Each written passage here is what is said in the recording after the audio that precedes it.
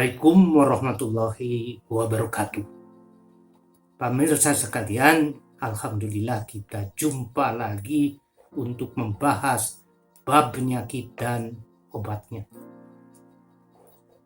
Pada saat ini saya dapat pertanyaan atau konsultasi dari seseorang tentang gangguan menstruasi. Jadi kira-kira apa penyebab bisa terjadi seperti itu? Oke, terima kasih Saudari Nisa. Adapun yang ingin saya sampaikan sebelum menjawab pertanyaan adalah tentang sistem reproduksi itu sendiri. Sebab tidak akan paham apabila sistem reproduksinya kurang diketahui, kurang dipahami. Adapun sistem reproduksi perempuan itu terdiri nomor satu adalah ovarium. Ovarium atau kandung telur adalah organ yang menghasilkan telur yang matang yang siap untuk dibuahi. Pada masa subur, sel telur akan dilepaskan dari ovarium dan kemudian akan ditangkap oleh fibrin. Ditangkap kemudian disalurkan melalui tuba falopii untuk sampai di rahim. Di dalam kandungan rahim inilah umumnya terjadi pertemuan antara sperma dan ovum yang kemudian terjadi pembuahan. Hal itu terjadi pada masa subur hari ke-14 dihitung setelah awal menstruasi. Jadi siklus yang normal daripada menstruasi adalah 28 hari. Masa subur hari ke-14. Kemudian di dalam rahim itu yaitu secara secara anatomi ada semacam lubang-lubang ya. Ada lubang-lubang tempat nempelnya ovum yang kemudian dibuahi. Adapun pada saat menstruasi ya, apa hal itu akan terjadi apabila ovum itu tidak dibuahi ya. Pada masa subur tidak ketemu antara ovum dengan sperma. Nah, apabila hal ini tidak terjadi, tidak ada pertemuan, maka hormon progesteron yang keluar dari ovarium itu menurun terus sampai pada hari ke-28 hormon progesteron tidak cukup kuat untuk mengekang atau mempertahankan darah yang ada pada rahim. Jadi sekali lagi tentang sistem reproduksi tadi adalah ovarium, fimbriae, tuba uterin atau tuba falopii, rahim, mulut rahim atau serviks dan vagina. Tentang menstruasi ya, itu definisinya atau yang dimaksud dengan menstruasi adalah proses peluruhan dinding rahim disertai keluarnya darah dari vagina. Siklus menstruasi umumnya berlangsung antara 28 sampai 36 hari. Kurang daripada 28 hari atau kurang daripada 21 hari itu dianggap tidak normal. Kemudian lebih daripada 35 hari juga dianggap terlalu panjang.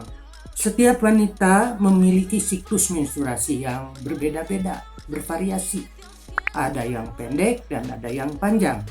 Namun lamanya menstruasi itu sendiri berlangsung antara 3 sampai 7 hari. Itu adalah yang normal. Kalau kurang dari 3 hari itu terlalu pendek, lebih dari 7 hari itu berarti terlalu panjang. Tentang menstruasi tidak lancar ya, kondisi ini dapat berupa siklus yang tadi sudah disampaikan, siklus yang memendek atau memanjang, bahkan tidak menstruasi sama sekali. Penyebabnya adalah beragam, namun kalau sudah sangat berat mungkin harus memerlukan penanganan dokter atau konsultasi dengan dokter obgyn. Ada satu hal yang perlu kita ketahui bersama, bahwa kegagalan ataupun gangguan menstruasi seringkali menyebabkan rasa khawatir, apalagi kalau terjadi rasa sakit yang luar biasa. Tipe menstruasi itu ada beberapa macam. Tipe menstruasi yang tidak lancar,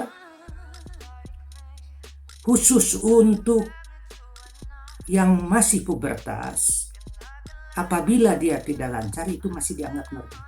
Kenapa hal ini dianggap normal? Karena memang pada masa pubertas sistem hormonal belum stabil, ya, sehingga wajar saja kalau itu dianggap wajar untuk masa puber. Kecuali kalau sudah 1 tahun masa puber masih terus tidak lancar, baru itu disebut gangguan pada menstruasi. Tadi udah disampaikan bahwa siklus 21 sampai 35 hari, ya, itu literatur yang lain ada yang normalnya 28 sampai 35 hari. Tidak lancar menstruasi itu apabila yaitu tiap bulan berbeda-beda, tidak beraturan. Kemudian juga volume darah yang dikeluarkan mungkin terlalu banyak atau terlalu sedikit. Ada 5 menstruasi yang tidak normal. 1 disebut polimenore, yaitu menstruasi kurang dari 21 hari. Oligomenore, apabila menstruasi lebih panjang, ya, siklus menstruasinya lebih panjang daripada 35 hari tapi tidak sampai 90 hari. Kemudian amenore, apabila menstruasi itu 3 bulan berturut-turut tidak terjadi. Kemudian yang istilah lain adalah dysmenore, apabila menstruasinya itu menunjukkan rasa sakit yang berlebih-lebihan. Kemudian tentang perdarahan dari uterus itu yang tadi berlangsung 7 hari, ya, mungkin ada yang berlebih-lebihan atau malah perdarahan pada di antara 2 siklus menstruasi. Jadi ada di 2 siklus menstruasi ada perdarahan yang seharusnya tidak terjadi. Itulah tadi tentang 5 tipe menstruasi. Berikutnya adalah faktor-faktor penyebab menstruasi tidak lancar. Pertama, berhubungan dengan usia. Pada usia tertentu sistem hormonalnya sudah sangat kurang, maka yang bersangkutan tidak mengalami menstruasi atau disebut menopause. Kemudian menstruasi tidak terjadi tentunya kalau terjadi kehamilan. Kemudian berikutnya adalah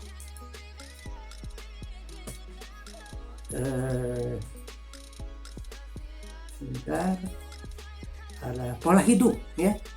Pola hidup, kalau misalnya olahraga terlalu berlebih-lebihan itu bisa menyebabkan kegangguan pada menstruasi. Kemudian diet yang berlebih-lebihan juga akan mengganggu menstruasi dikarenakan, ya, kebutuhan untuk perkembangan sistem reproduksi terganggu, sehingga ada yang disebut hipogonadisme. Kemudian ada lagi satu yang justru sering terjadi adalah apabila stres. Stres juga itu nanti akan berhubungan dengan kelenjar hipofisa di otak yang kemudian mempengaruhi produksi hormon baik progesteron maupun estrogen yang dikeluarkan oleh ovarium. Kemudian yang kelima tentang sindrom ovarium polikistik, ya. Sindrom ovarium polikistik ini apabila pelepasan sel itu terganggu. Kemudian yang terakhir adalah masalah pada tiroid. Jadi kalau tiroid yang terdapat pada leher ini mengalami gangguan, produksinya terganggu, maka sistem menstruasi pun menjadi tidak lancar atau ada gangguan.